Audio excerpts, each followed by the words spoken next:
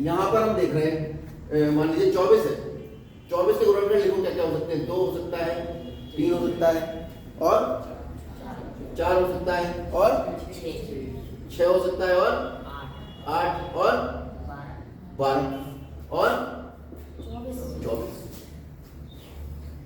15, ये 15 के फैक्टर बताओ क्या क्या हो सकते हैं? 3 हो सकते हैं, 5 हो सकते हैं, और 15। यहां हम जो बात करेंगे फैक्टर्स पर, वो केवल बात करेंगे हम अभाज्य संख्याएं, जिन्हें आप सब जानते हैं। वो 2, 5, 3, 7, ये सब अभाज्य संख्याएं होती हैं, जो केवल खुद से ही कटती हैं, किसी और से। ऐसी संख्याओं को क्या कहते हैं हम? अभाज्य संख्या। सब पढ़ के आए थे। तो भाज्य कौन सी हो गई? जो खुद के अलावा भी किसी से कटे। तो सबसे छोटी भाज्य संख्या कौन सी हो गई? 4। सबसे छोटी विषम भाज्य संख्या कौन सी हुई? अभाज्य संख्या। हाँ, भाज्य पर बात हो रही है ना। सबसे छोटी विषम भाज्य संख्या 9, क्योंकि 9 भाई 4 के बाद कौन सी आएगी भाज्य? 6 के बाद कौन सी आएगी? 8 के बाद कौन सी आएगी? 9। तो 9 पहली विषम भाज्य संख्या है। ऐसे ही आप कह सकते हो 1, ये तो खुद से कट रही है, केवल खुद से कट रही है, तो कैसी होनी चाहिए? 1 अभाज्य होनी चाहिए, है ना। तो याद रखो, 1 ना तो भाज्य होती है, ना ही अभाज्य। ये भी ऑब्जेक्टिव में प्रश्न आ सकता है। ये चीजें क्लियर हो गई? चलो अब हम प्रश्न पे बढ़ते हैं। ये तो आपने सीख लिया कि एचसीएफ कहते हैं किसको है। अब हर संख्या का मान लो, जैसे आपका ये एग्जाम्पल है 4052, और दूसरा दे दिया उसने 12576। अब इनके गुणनखंड करो। तो गुणनखंड करके इनका सबसे बड़ा गुणनखंड कॉमन वाला ढूंढो। मेहनत कितनी लगी? और संख्याओं को और बड़ा कर दिया।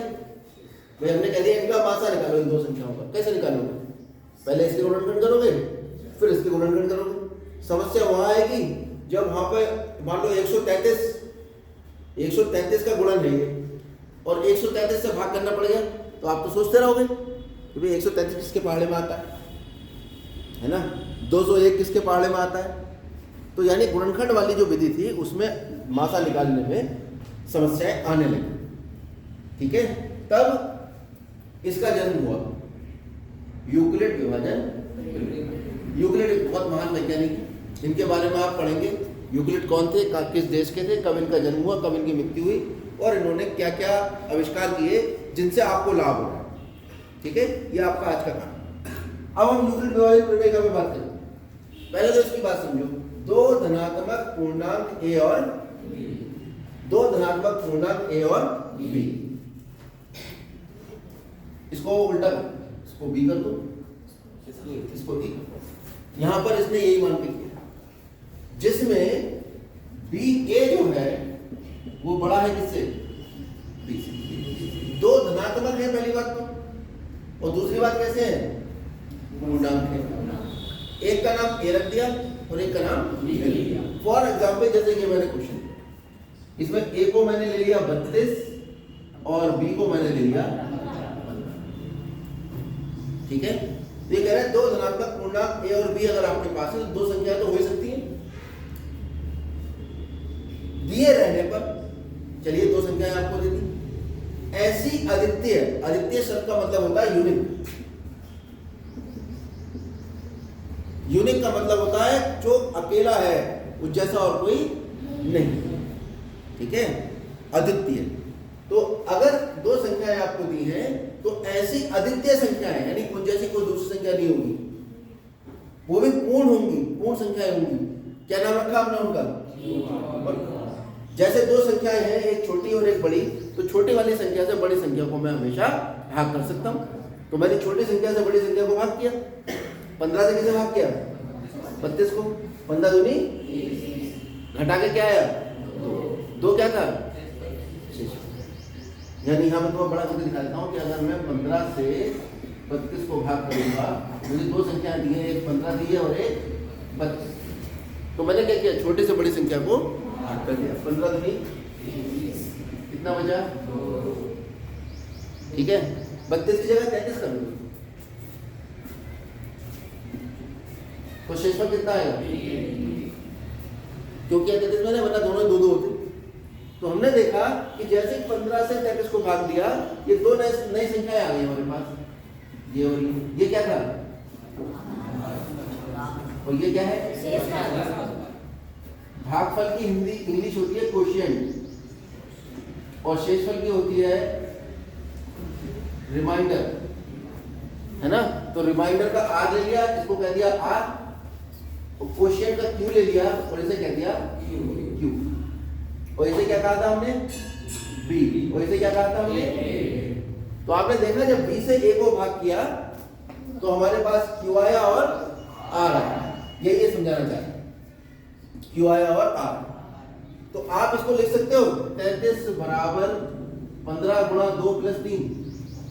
बचपन में पढ़ा होगा आपने, भाज्य बराबर भाजक गुणा भागफल प्लस शेषफल। तो यही तो किया इसने, जब बी से ए को भाग किया तो ये भागफल आया और ये शेषफल। तो ए को क्या लिखा इसने? ए बराबर बी गुणा क्यू प्लस ठीक है, ए बराबर बी गुणा क्यू प्लस। अब जो शेषफल आता है वो तो हमेशा 15 से छोटा ही आएगा, या कभी 15 के बराबर भी आ सकता है? नहीं आएगा, हमेशा 15 से और 0 भी आ सकता है। ठीक है, यानी जो शेषफल का मान है वो 15 से तो छोटा होगा और 0 के बराबर भी हो सकता है और 0 से बड़ा भी। शेषफल के ऋणात्मक तो आता नहीं। क्लियर है बात? तो यहाँ पर हमारे पास ये जो हमने इक्वल लगा दिया ये गलत है। ये जो शेषफल आएगा उसका मान 0 से बड़ा या बराबर होगा, और जो हमारा भागफल आया है उससे, यानी जो भाजक है उस भाजक से छोटा। यही हमारी है यूक्लिड विभाजन। यही बात जो आपने यहाँ लिखी है, इतनी बात को इसने ए बी क्यू आर में लिख दिया और नाम रख दिया यूक्लिड विभाजन। एल्गोरिथम होता है सुपरिभाषित चरणों की श्रृंखला जो किसी विशेष प्रकार की समस्या को हल करने की विधि होती है। अल-ख्वारिज़मी एक गणितज्ञ रहे हैं, उन्होंने ही एल्गोरिथम की खोज की थी और उन्हीं के नाम पर अलजेब्रा शब्द की, जो अलजेब्रा गणित की ब्रांच है, उसका नाम रखा। उसके बाद प्रमेयिका शब्द का जो प्रयोग किया वो क्या होता है? एक सिद्ध किया हुआ कथन जो पहले से हमने सिद्ध कर रखा है, जब हम उसे किसी सवाल में प्रयोग करते हैं तो वो आपका प्रमेयिका कहलाता है। जैसे दो कोणों का योग, एक रेखा पे दो कोणों का योग 180 होता है, उसकी सहायता से हमने बहुत सारे सवाल हल किए। त्रिभुज के तीनों कोणों का योग 180 होता है, इसका हमने बहुत सारे सवालों में प्रयोग किया कि दो कोण दिए, तीसरा ज्ञात करना है, तो तीनों कोणों को जोड़ा 180 के बराबर रख दिया, एक कोण निकला है। तो इस तरह से प्रमेयिका क्या होती है? जिनका प्रयोग हम सवालों को हल करने के लिए करते हैं और वो पहले से ही हम सिद्ध करके रख लेते हैं। इसके बाद दो संख्याओं का एचसीएफ यानी लासा ज्ञात करने के चरण क्या क्या होते हैं? सबसे पहले क्या करते हैं? सब बड़ी संख्या को छोटी संख्या से भाग करते हैं। बड़ी संख्या को, बड़ी 32 थी, छोटी 15 थी, बड़ी को छोटी से भाग करते हैं। और क्या करते हैं? शेषफल ज्ञात करते हैं। तो शेषफल ज्ञात किया हमने, जैसे आ रहा है यहाँ पर 15 से 32 को भाग करो, शेषफल कितना आया? 2। फिर हम देखते हैं कि यदि शेषफल शून्य है, क्या शेषफल शून्य आया था? तो भाजक एचसीएफ होगा, अभी शेषफल शून्य नहीं आया। तो शेषफल अगर शून्य नहीं आया है तो शेषफल जो होता है उस शेषफल से हम भाजक को भाग कर देते हैं। तो भाजक कितना है? 15। तो शेषफल से हम भाजक को भाग करेंगे, 2 सत्ते 14। अब भी शेषफल 0 नहीं है। अब इस शेषफल से जो पहले वाला हमने शेषफल भाजक बना दिया था उसको भाग करो, 1 दूनी 2, कितना आ गया शेषफल?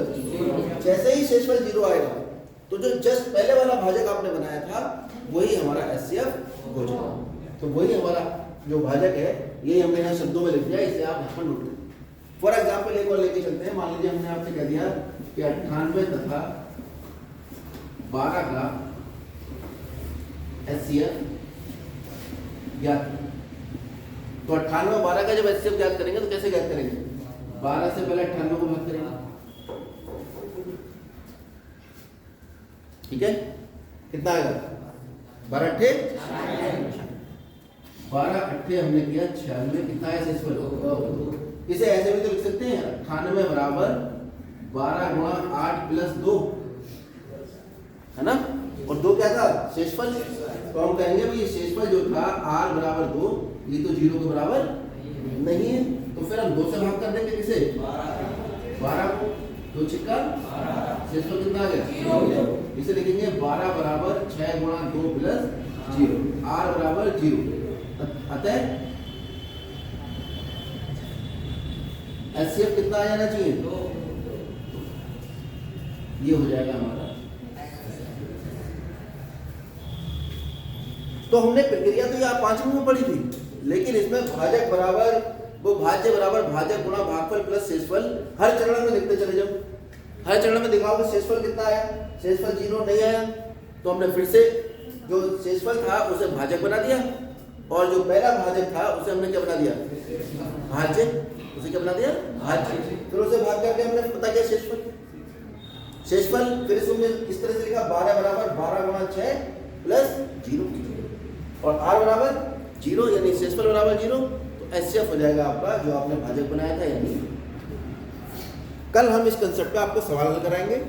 ये जितना भी हमने आज बताया है इसे आप समझ में आए चाहे ना आए, आप इसे एक बार पढ़ेंगे जरूर, इसे याद करने की कोशिश करेंगे, और जो वीडियो हम डालेंगे उसको आप वहाँ पर देखकर समझने की कोशिश करेंगे कि आज हमें क्या पढ़ा है। थोड़ी देर में आपको 100% समझ में आ जाएगा। तो कल हम इस पर आधारित सवाल आपको करेंगे, ठीक है।